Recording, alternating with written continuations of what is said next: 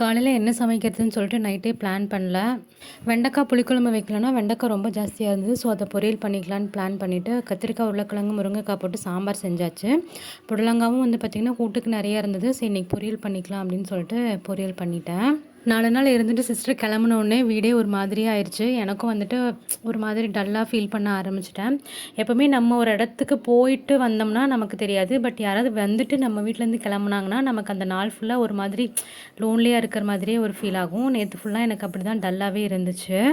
காலையில் பாப்பா எந்திரிக்கிறதுக்கு முன்னாடியே கிளம்பிட்டாங்க. ஸோ அவள் எந்திரிச்சவொடனே சித்தி வேணும், அண்ணன் வேணும்னு சொல்லிட்டு ஒரே ரவுசு பண்ணிகிட்டு இருந்தா. ஸ்கூலுக்கு போக மாட்டேன்னு ஒரே அடம் பிடிச்சிட்டு இருந்தா. ஸோ கிளம்புனால அன்றைக்கி போட முடியல. ஸோ நெக்ஸ்ட் டே வந்துட்டு வீடு மாஃப் போடணும். காலையில் பிரேக்ஃபாஸ்ட்டை முடிச்சுட்டு பெட்ஷீட்டெல்லாம் வந்து துவைக்க போட்டுட்டேன். அவர் கிளம்புனதுக்கப்புறமா வீடெல்லாம் பெருக்கி மாஃப் போட்டாச்சு. இதோட பாத்ரூமும் கழுவிட்டு வாஷ் பேஷன் எல்லாமே கழுவியாச்சு. நாளைக்கு ஃப்ரைடேங்கிறனால வீடு துடைக்க முடியாதுன்னு சொல்லிட்டு இன்றைக்கே எல்லா வேலையும் முடிச்சாச்சு.